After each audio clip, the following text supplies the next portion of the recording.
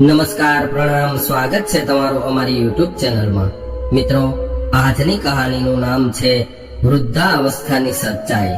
મિત્રો, આ કહાની સાંભળ્યા બાદ તમે તમારા આંસુને રોકી નહીં શકો, એટલા માટે તમને વિનંતી છે કે આ કહાનીને અંત સુધી ધ્યાનથી સાંભળજો અને પસંદ આવે તો વિડીયોને લાઈક, શેર અને નવા હોય તો ચેનલને સબસ્ક્રાઇબ જરૂરથી કરજો। તો ચાલો શરૂ કરીએ આજની કહાની। રાહુલ કાજલને કપડાં પહેરતો પહેરતો કહેવા લાગ્યો કે કાજલ, જલ્દી તૈયાર થઈ જા, આપણે બહાર જવામાં મોડું થાય છે અને બાળકોને કહી દે રમવાનું બંધ કરે અને ફટાફટ તૈયાર થઈ જાય। કાજલે કહ્યું, અમે તો તૈયાર જ છીએ, પરંતુ તમે તો એવી રીતે તૈયાર થયા છો કે જાણે આ પાર્ટી તમારા સન્માનમાં રાખવામાં આવી હોય। એટલે રાહુલ ખુશ થઈને કહેવા લાગ્યો કે હા, આજે મારી ઓફિસમાં કામ કરવા વાળા જેટલા પણ વૃદ્ધ લોકો છે, જેમની ઉંમર 75 વર્ષથી ઉપર છે, એમને બોલાવ્યા છે અને એ બધા જ લોકોને સન્માનિત કરવામાં આવશે અને એમને પૈસા આપીને પુરસ્કાર આપવામાં આવશે। અને સાથે સાથે અમુક એવા લોકોને બોલાવવામાં આવ્યા છે જેમણે સમાજ માટે કંઈક કર્યું છે અને આ બધાને સન્માનિત કરવા માટે આપણા શહેરના ડીએમ સાહેબ આવી રહ્યા છે। એટલે તું હવે વાર ન લગાવ અને જલ્દીથી તૈયાર થઈને આપણે નીકળી જઈએ। ત્યારે જ બાળકો રમતા રમતા રૂમમાં આવ્યા અને રાહુલે જોયું તો બાળકો તો હજુ તૈયાર થયા નહોતા। એટલે રાહુલ તેને ખીજાયો અને કહેવા લાગ્યો કે ફટાફટ તૈયાર થઈ જાઓ, આપણે 5 મિનિટમાં નીકળવાનું છે। રાહુલ અને કાજલ 5 મિનિટમાં બાળકોને તૈયાર કરી અને પોતાની કારની ચાવી લઈને બહાર આવ્યા। કારમાં બેસીને એ જગ્યાએ પહોંચી ગયા જ્યાં વરિષ્ઠ લોકોના સન્માનમાં પાર્ટી રાખવામાં આવી હતી। જ્યારે આ બંને ત્યાં પહોંચ્યા અને જોયું કે આ તો ખૂબ મોટું ભવન છે અને એને સારી રીતે સજાવવામાં આવ્યું છે। ચારે બાજુ પોલીસ ઊભી છે, કેમ કે આજે ડીએમ સાહેબ આવવાના છે। રાહુલ અને કાજલે પણ ભવનની અંદર એન્ટ્રી કરી અને પોતાની સીટ પર જઈને બેસી ગયા। હવે ધીરે ધીરે પ્રોગ્રામ શરૂ થયો। ડીએમ સાહેબ સ્ટેજ પર આવ્યા। તમામ લોકોએ તાળીઓની સાથે તેમનું સ્વાગત કર્યું। ધીરે ધીરે ઓફિસના વરિષ્ઠ લોકોને પુરસ્કાર અને સાથે સાથે પૈસા આપીને સન્માનિત કરવામાં આવ્યા। અંતમાં ડીએમ સાહેબ વરિષ્ઠ લોકોના સન્માનમાં થોડા શબ્દો બોલે છે અને કહે છે કે આજે હું એક એવા વ્યક્તિ સાથે તમારી મુલાકાત કરાવવાનો છું જેમણે સમાજ માટે અને વરિષ્ઠ લોકો માટે ઘણું બધું કર્યું છે અને વૃદ્ધ લોકો માટે તો એ એક દેવદૂત સમાન છે। હું એક વૃદ્ધાશ્રમમાં એમને મળ્યો હતો। એમને મળીને હું ખૂબ જ પ્રભાવિત થયો છું। વૃદ્ધાશ્રમમાં રહીને પણ આ દાદાજીએ પોતાનું એક પુસ્તક લખ્યું છે અને પોતાની જિંદગીના અનુભવોનું આ પુસ્તક જેને વાંચીને દરેક વ્યક્તિ કંઈક ને કંઈક શીખી શકે છે। તો હું દાદાજીને આગ્રહ કરું છું કે તમે સ્ટેજ પર આવો। ત્યારે જ સફેદ રંગનો કુર્તો પાયજામો પહેરીને 75 વર્ષના શ્યામલાલજી પોતાની ખુરશી ઉપરથી ઊભા થયા અને સ્ટેજ પર આવીને ડીએમ સાહેબ પાસે ઊભા રહી ગયા। ત્યારે ડીએમ સાહેબે શ્યામલાલજીના ચરણ સ્પર્શ કર્યા, આશીર્વાદ લીધા। પરંતુ રાહુલ અને કાજલ આ બધું જોઈને દંગ રહી ગયા અને બંને એકબીજા સામે જોવા લાગ્યા, કેમ કે શ્યામલાલજી કોઈ બીજું નહીં પરંતુ રાહુલના પિતા અને કાજલના સસરા હતા। હવે કાજલ પોતાના મનમાં વિચારવા લાગી કે મેં તો આ બુઢ્ઢાને બિલકુલ ભિખારી કરીને ઘરમાંથી કાઢ્યો હતો અને જ્યારે મેં આને ઘરમાંથી કાઢ્યો હતો ત્યારે તો આની તબિયત પણ સારી નહોતી।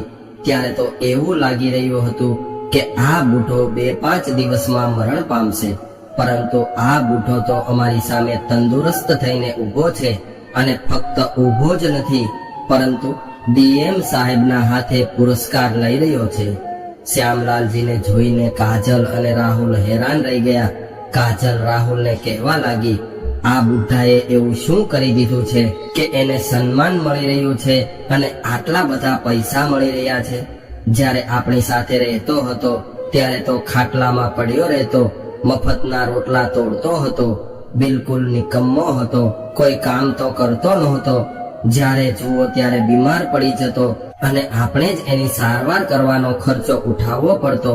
એટલા માટે તો આપણે બંનેએ આને ઘરમાંથી બહાર કાઢ્યો હતો.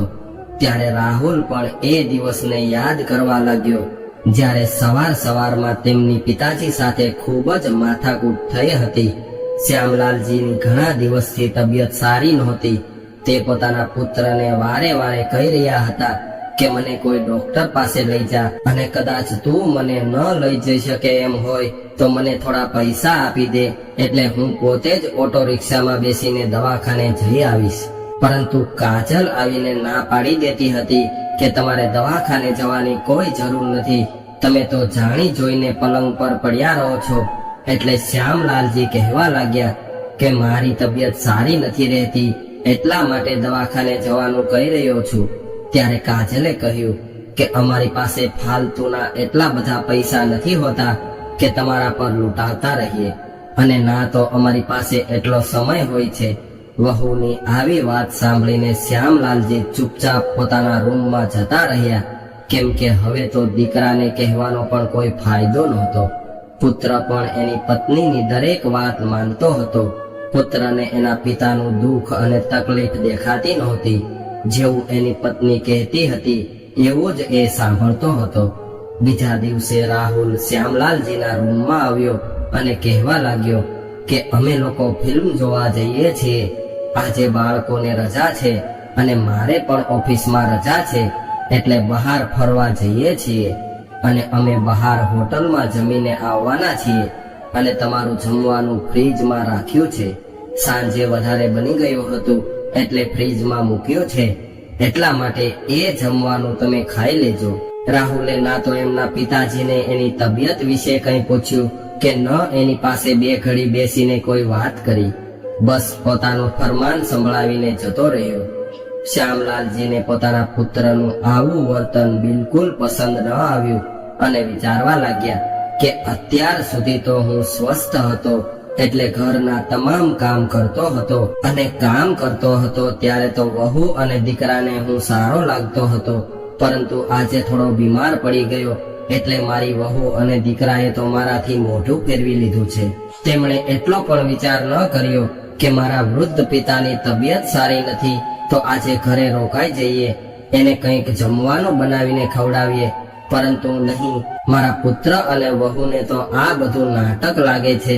હવે વહુ અને પુત્ર એના બાળકોને લઈને ફરવા જવા નીકળે છે.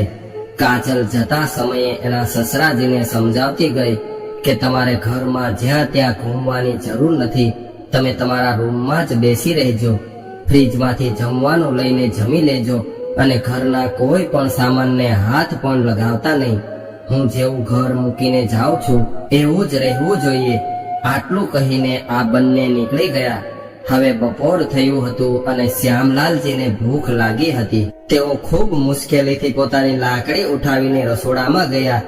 ફ્રીજ ખોલ્યું તો એમણે જોયું કે એમાં કાલ રાતનું જમવાનું વધ્યું હતું તે એક કટોરી દાળ ભાત પડ્યા હતા.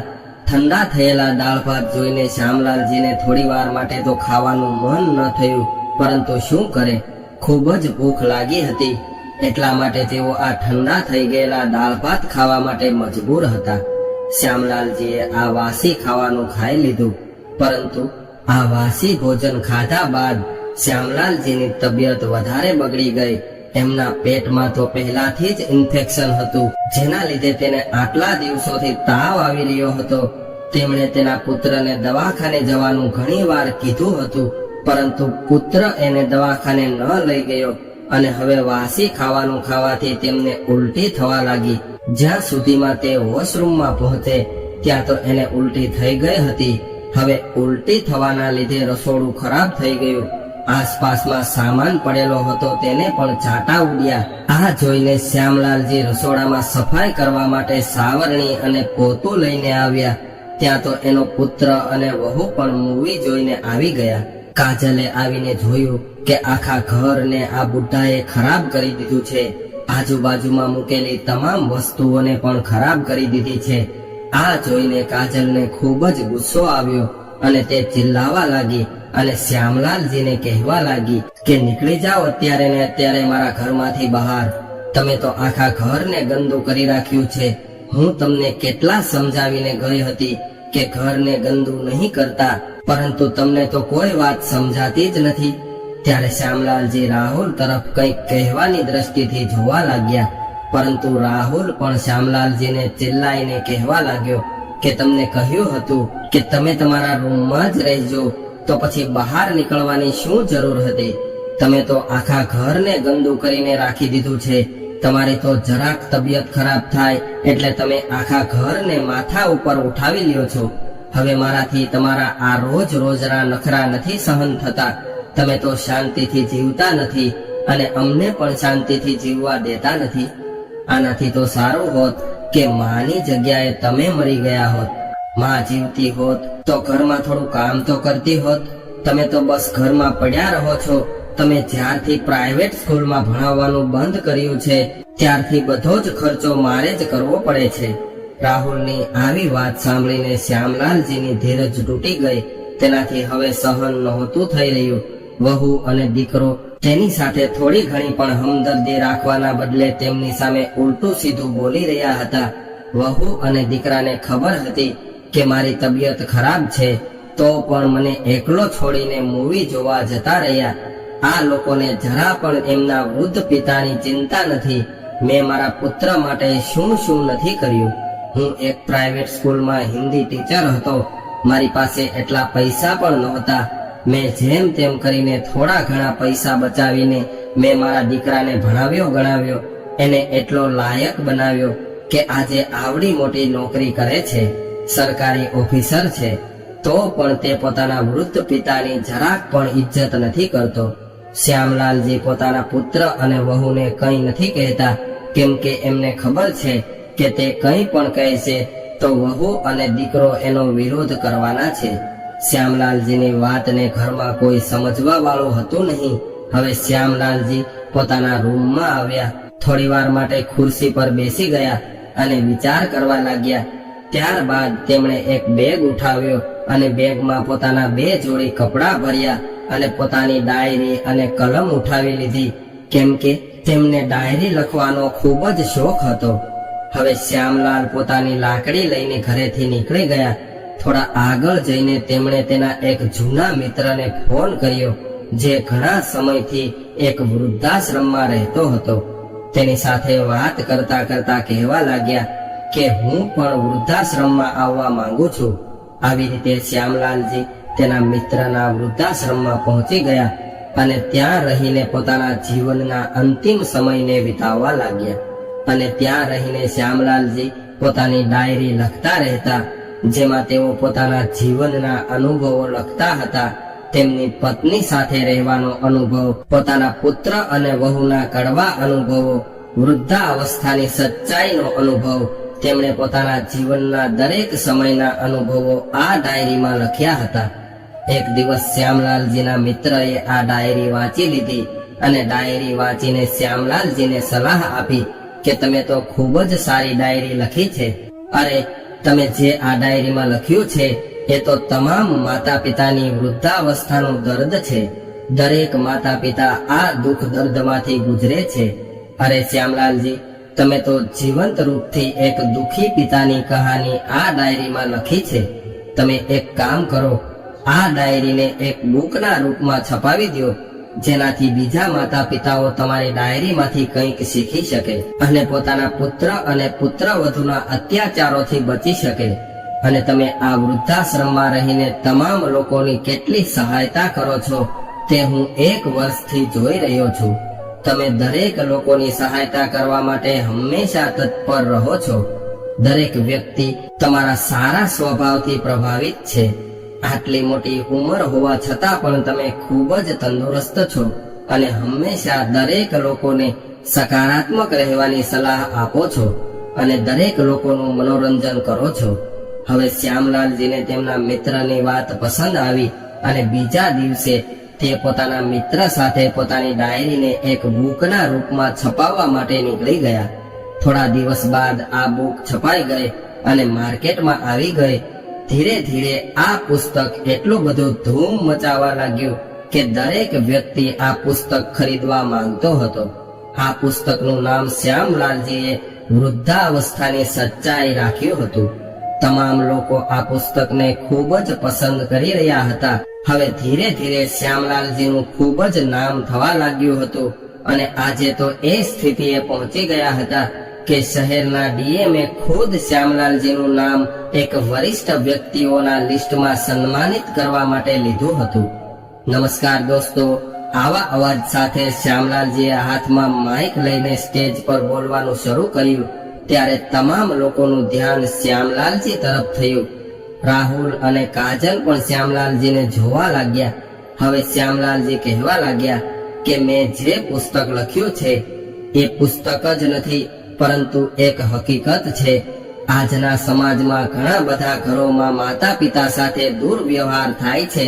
તમામ સંપત્તિ, તમામ પ્રોપર્ટી માતા પિતાની કમાયેલી હોય છે, પરંતુ બાળકો જ્યારે મોટા થાય છે ત્યારે મા બાપની તમામ પ્રોપર્ટી તેની પાસેથી ઝૂંટવી લે છે અને મા બાપને પોતાના જ ઘરમાંથી કાઢી મૂકવામાં જરા પણ વિચાર નથી કરતા.